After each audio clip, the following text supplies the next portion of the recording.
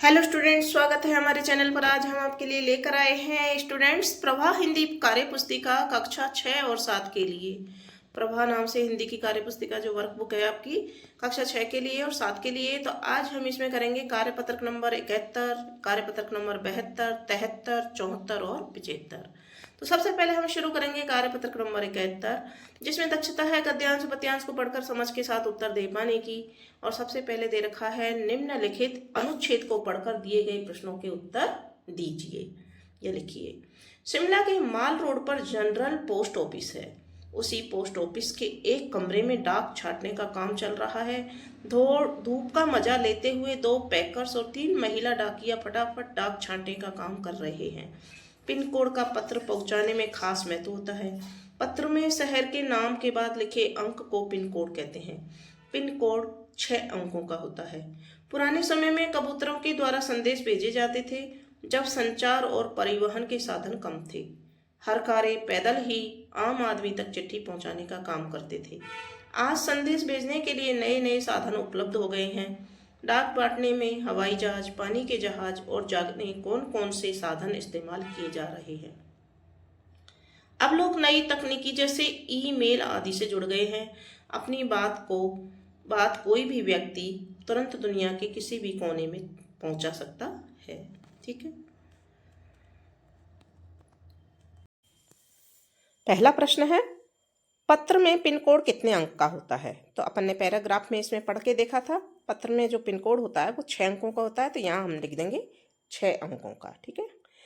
दूसरा प्रश्न है, आज हम संचार के कौन कौन से साधनों का प्रयोग करते हैं? लिखिए। तो आज के समय में ईमेल, मोबाइल, टीवी और पोस्ट ऑफिस, इन सभी का हम प्रयोग करते हैं। तीसरा है, दिए गए शब्दों के अर्थ लिखिए। तो यहाँ देखिए, छांटना, छांटना का मतलब अलग अलग करना। गुनगुनी यानी कि हल्की गर्म।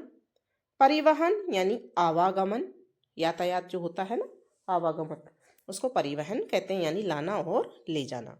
हरकारे यानी कि डाकिया। तकनीकी यानी प्रावधिक। ईमेल, इलेक्ट्रॉनिक मेल, इसका पूरा नाम है इलेक्ट्रॉनिक मेल। ठीक है। अब है, बॉक्स में दिए गए शब्दों का प्रयोग करके वाक्य को पूरा कीजिए।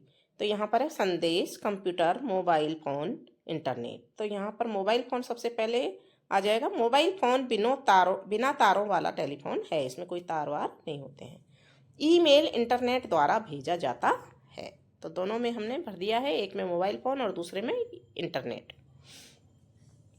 फिर है प्रश्न नंबर 5, अगर आप किसी को पत्र लिखते हैं तो पते में यह जानकारी किस क्रम में लिखते हैं?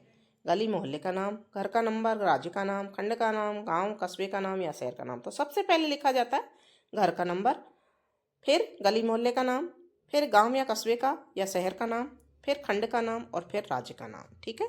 तो इस तरह से लिखा जाता है।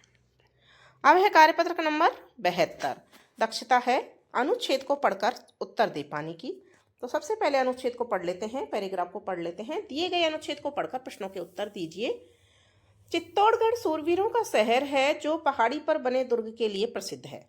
उत्तर भारत के सबसे महत्वपूर्ण किलों में से एक चित्तौड़गढ़ का किला राजपूतों के साहस, त्याग और बलिदान का प्रतीक है। चित्तौड़गढ़ का यह किला राजपूतों की वीरता तथा नारी के अद्वितीय साहस की ढेर सारी कहानियों का गवाह है। चित्तौड़गढ़ मेवाड़ की राजधानी है। चित्तौड़गढ़ के दुर्ग को विश्व विरासत स्थल घोषित किया गया है। इसे सभी दुर्गों का सिरमौर भी कहा जाता है।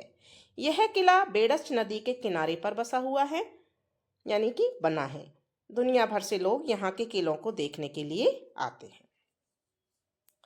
तो सबसे पहले प्रश्न है, चित्तौड़गढ़ है किसका शहर है? सूरवीरों का शहर। हमने यहाँ पर पढ़ा था, चित्तौड़गढ़ सूरवीरों का शहर है। तो इसका उत्तर ऑप्शन नंबर 1 पर हम सही टिक कर देंगे। ठीक है। चित्तौड़गढ़ राजधानी था, किसकी राजधानी था? तो हमने यहाँ पर पढ़ा है, किसकी राजधानी था चित्तौड़गढ़? ये देखिए यहाँ पर मेवाड़ की राजधानी। तो यहाँ मेवाड़ पर टिक कर देंगे, मेवाड़ की राजधानी था। प्रश्न नंबर 3 देखते हैं, चित्तौड़गढ़ किस लिए प्रसिद्ध है? तो चित्तौड़गढ़ जो प्रसिद्ध है वो इसकी जो पहाड़ी है उस पर बने दुर्ग के लिए प्रसिद्ध है। ये भी हमने यहाँ पर पढ़ा है, देखिए। तो इसको उत्तर लिख देंगे। फिर है, चित्तौड़गढ़ का किला कौन सी नदी के किनारे स्थित है? और हमने ये पढ़ा था कि बेड़च नदी के किनारे स्थित है, ये लिखा हुआ यहाँ पर, तो यहाँ लिख देंगे। अगला प्रश्न है, चित्तौड़गढ़ भारत के किस राज्य में है? तो उत्तर है राजस्थान। अब है अर्थ लिखकर वाक्य बनाइए। तो यहाँ अर्थ लिखना है और वाक्य बनाना है। साहस का अर्थ है वीरता। हमारे देशभक्तों के साहस के कारण देश आजाद हुआ। सेंटेंस आप भी बना सकते हो अपने अनुसार, और कोई सेंटेंस भी बन सकता है। बलिदान यानी देश को आज़ादी दिलाने में बहुत से लोगों ने बलिदान दिया। बलिदान का मतलब होता है त्याग। यहाँ अर्थ हमने नहीं लिखा है, तो यहाँ लिख लीजिए आप त्याग, आधा त या और ग, ठीक है ना, त्याग। तो बलिदान का मतलब त्याग। देश को आज़ादी दिलाने में बहुत से लोगों ने बलिदान दिया। सूरवीर यानी बहुत वीर, बहुत ज़्यादा वीर। इसका भी अर्थ आप लिख दोगे बहुत वीर या बहादुर, ठीक है ना।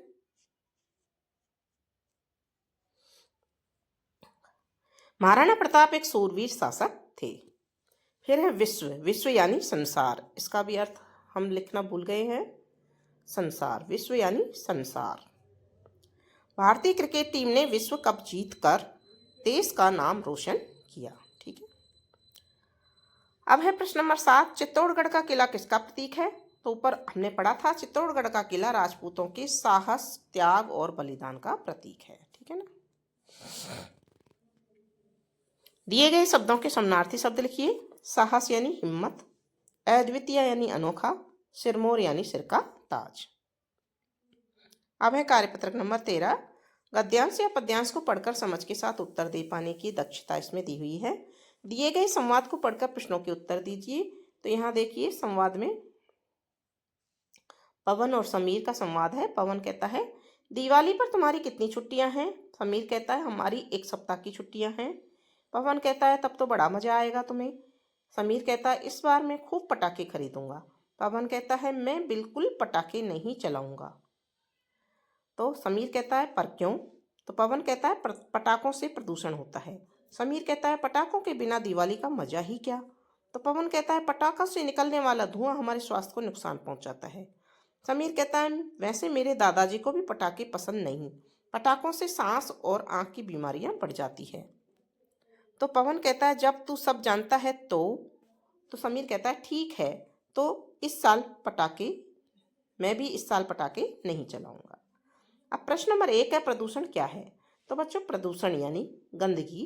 प्रदूषण का अर्थ है पर्यावरण के घटक, वायु, जल, मिट्टी आदि का अवांछित पदार्थों से दूषित होना, यानी कि गंदा होना, जिससे सजीवों पर विपरीत प्रभाव पड़ता है। प्रश्न नंबर 2 है, कौन कौन से प्रदूषण से हम और हमारी धरती प्रभावित हो रही है? तो वायु प्रदूषण, जल प्रदूषण, भूमि प्रदूषण से हम और हमारी धरती प्रभावित हो रही है। प्रश्न नंबर 3 है, हम प्रदूषण को कैसे रोक सकते हैं? तो उत्तर है, अवांछित या हानिकारक पदार्थों के इस्तेमाल नहीं करके प्रदूषण को रोक सकते हैं। प्रश्न नंबर 4 है, पटाखे बड़े, बूढ़े और बीमार लोगों को कैसे कैसे प्रभावित करते हैं? तो पटाखों से निकलने वाला धुआं बीमार लोगों के स्वास्थ्य को खराब कर देता है और इनकी आवाज़ से कान बहरे हो जाते हैं। आप सब दीपावली कैसे मनाते हैं? तो हम दीपावली पर नए कपड़े पहनते हैं। आगे भी लिख सकते हैं पहनते हैं, यहाँ ये अधूरा रह गया है। और मिठाइयाँ लाते हैं, घर को सजाते हैं। लिखो इसमें, मिठाइयाँ लाते हैं और खाते हैं, ठीक है ना, और घर को सजाते हैं।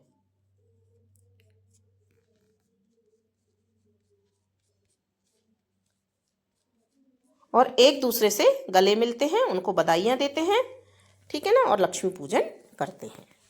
तो इस तरह से हम दिवाली मनाते हैं और दीपक जलाते हैं, अपने घर के चारों तरफ लाइटिंग करते हैं। अब है कार्यपत्रक नंबर 74, दक्षता है गद्यांश या पद्यांश को पढ़कर समझ के साथ उत्तर दे पाने की। तो पहले इसको पढ़ लेते हैं पद्यांश को। निम्नलिखित पद्यांश को पढ़कर दिए गए प्रश्नों के उत्तर लिखिए। सच हम नहीं, सच तुम नहीं, सच है महज संघर्ष ही, ऐसा करो जिससे न प्राणों में कहीं जड़ता रहे, जो भी जहाँ चुपचाप अपने आप से लड़ता रहे, जो भी परिस्थितियाँ मिलें कांटे चुभे कलियां खिले, हारे नहीं इंसान है संदेश जीवन का यही, सच हम नहीं सच तुम नहीं। कवि ने जीवन का सच्चा सच किसे कहा है? तो कवि ने जीवन का सच्चा सच संघर्ष को कहा है। प्रश्न नंबर 2 है, चुपचाप अपने आप से लड़ने का क्या मतलब है? चुपचाप अपने आप से लड़ने का मतलब है गुमसुम या उदास या चिंता में डूबे रहना। कांटे और कलियां किसका प्रतीक हैं? कांटे और कलियां दुख और सुख का प्रतीक हैं, यानी कि कांटे तो दुख का प्रतीक हैं और कलियां सुख का प्रतीक हैं। कवि क्या संदेश देना चाहता है? इंसान दुखों या कष्टों संघर्षों से कभी हारे नहीं, यह संदेश देना चाहता है। हार सच शब्द के विलोम शब्द लिखिए। तो हार का है जीत और सच का है झूठ। ता प्रत्यय लगाकर कोई 4 नए शब्द बनाइए। सुंदर में ता जोड़ दिया तो सुंदरता, विशेष में ता जोड़ दिया विशेषता, मधुर में ता जोड़ दिया मधुरता, एक में ता जोड़ दिया तो एकता। ठीक है।